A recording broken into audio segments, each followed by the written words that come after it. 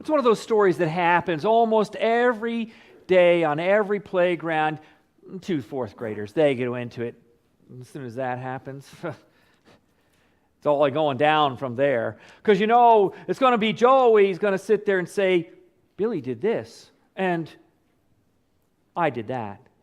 And then they're going to get back into the classroom, and it's not going to stop. Billy's going to go over, and he's going to write on Joey's paper. And Joey's going to go over and break Billy's pencil, and then Billy's going to go over and write and scribble all over Joey's desk, and on it goes. Till at the end of the day, when Billy's friends meet Joey's friends, and then words are exchanged, and some get hurt, and then even more get hurt. Sound familiar? Did you ever get into it with that neighbor next door? The one that's got that perfect manicured lawn? And then one of the branches, that's that tree that's right on the property line. Nobody really wants to claim it. So that neighbor goes out and he just clips one of the branches off. And then you got to go out and clip a branch because the tree looked unbalanced. And back and forth it goes. And pretty soon the only thing that's left is this little stick standing there. Do you stay up all night long? Just seeking to figure out ways to get back at that neighbor whose dog is barking all night long. Retaliation. Revenge. An eye for an eye, a tooth for a tooth. That's what it's all about. We seem to do that because we want to have justice. We want to set things right. We want to make sure that we're vindicated. That seems to be the way of today.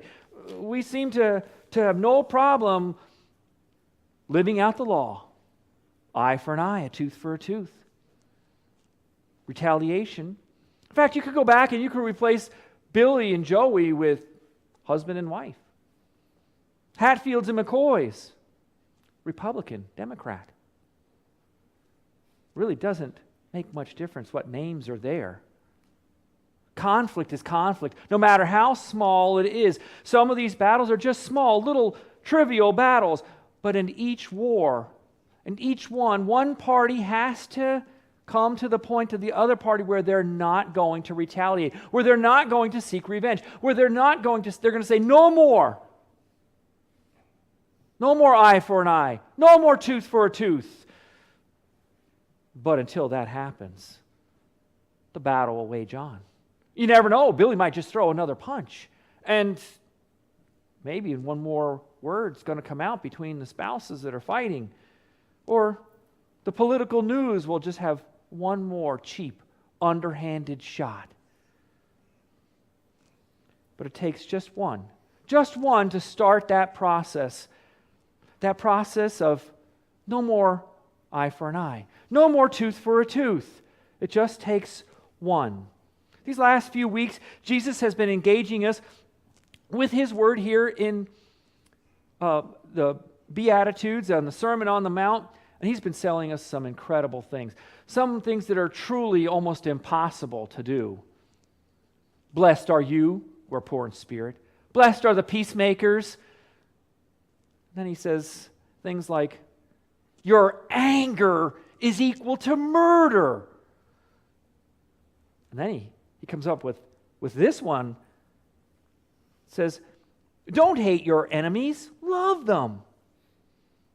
Even though when I go down the road, I see that bumper stickers that says, don't get mad, get even. But Jesus is telling us something different. Jesus is changing the status quo. Jesus is taking us to a different place and a different time that's no different than a place and time of today. Here's words. You have heard it said that it was an eye for an eye and a tooth for a tooth. But I say to you, do not resist the one who is evil. But if anyone slaps you on the right cheek, turn to him the other also. And if anyone would sue you and take your tunic, that is your shirt, let him have your cloak or your jacket as well. And if anyone forces you to go 1 mile, go with him 2 miles.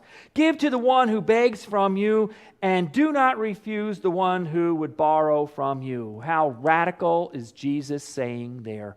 How extreme is it that He takes us to this point in the Old Testament where The Levitical law ran the land. It was the law of the land. If somebody came over and stole your cow, you went over and took his cow. If your adversary came over and just kicked down the wall of your little fence around your property, you didn't go over and tell him to repair it. You kicked down his wall. If somebody came over and took your lamb, you went over and took his lamb. If one of the other kids in the neighborhood threw a rock and it hit your kid in the mouth and it knocked his tooth out, you were required by law to go over there and knock that kid's tooth out. An eye for an eye, a tooth for a tooth. Well, that's exactly what it was. That's the law. But Jesus makes one curious statement in here. One that kind of stood out, and I was wondering about this statement. It says, but I say to you, but if anyone strikes you on the right cheek, turn the other also. So you really want to insult somebody? You want to insult them in the time of the Old Testament? It's real easy. You just strike them with your hand, your right hand, on their right cheek. It goes like this.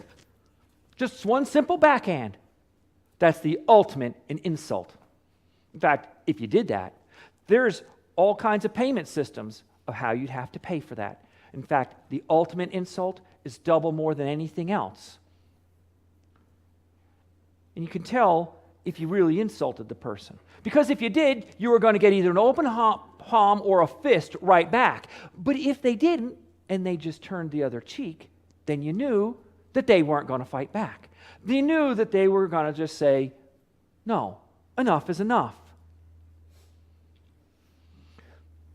But Jesus is letting us know that there's a little bit more here. You see, because if you're one of Jesus' hearers, you're probably thinking right now, like I was thinking, that Jesus, does that mean that when people come to me and they boss me around, they steal my stuff, and they beat me, that I can't fight back? Pretty much, yes. Because everything that Jesus is talking about here has to do with honor. If your honor is at stake, Jesus says just turn the other cheek. So if it's honor, it's pride. So if your pride is at stake, Jesus says turn the other cheek. What Jesus is not saying. He is not saying that if somebody comes up there and just assaults you and just starts beating you up, that you can't fight back. In fact, Jesus says you can fight back, you should fight back, you should do everything that you can to get out of that situation. Because your honor and pride are not at stake. Your life is at stake. And you need to fear for your life so you can defend yourself. See the difference there? When it's not about honor, and it's about life, you can fight back. But when it's about honor, we turn the other cheek. When it's about pride, we turn the other cheek. It's kind of like, remember, go back to when they would duel. The guy would take his white glove and he would pick it off one finger at a time. And he'd pick it up and he'd just slap him. It's about honor. It's about pride. Jesus would say, turn the other cheek. So Jesus' words are radical, even for today. Because how often today do you see those little battles of road rage? That's what they are. An eye for an eye, a tooth for a tooth. What about when you go out there to the divorce courts and you see the husband and wife right at each other's throats, and they'll do anything, just to feel vindicated, just to feel like they got some justice. It's an eye for an eye. It's a tooth for a tooth. So that got me wondering, do you really like to be in battles with your neighbor or your spouse? Do you really like to fight and argue? Is it pride and honor really worth it?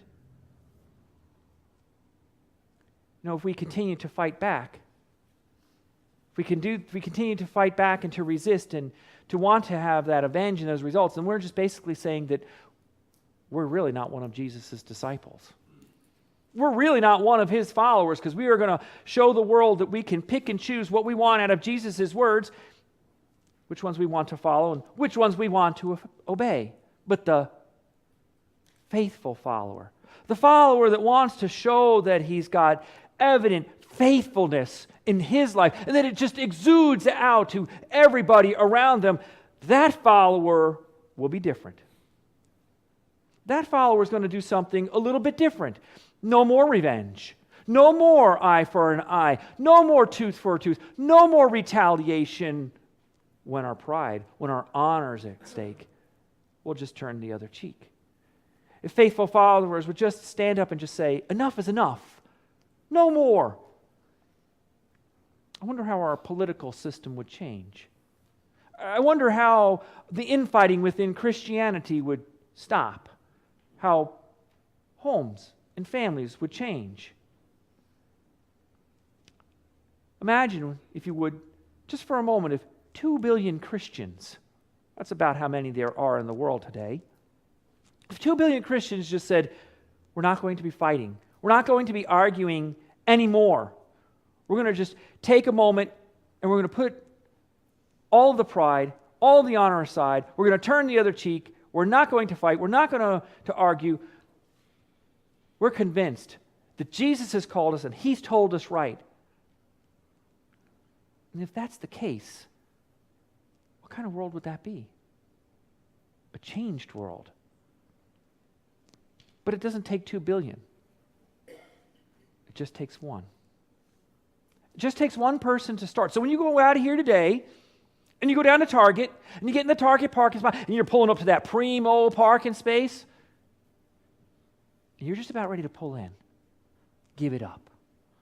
Even if you're the first one there, give it up. Let the other person have it. That's evident faithfulness.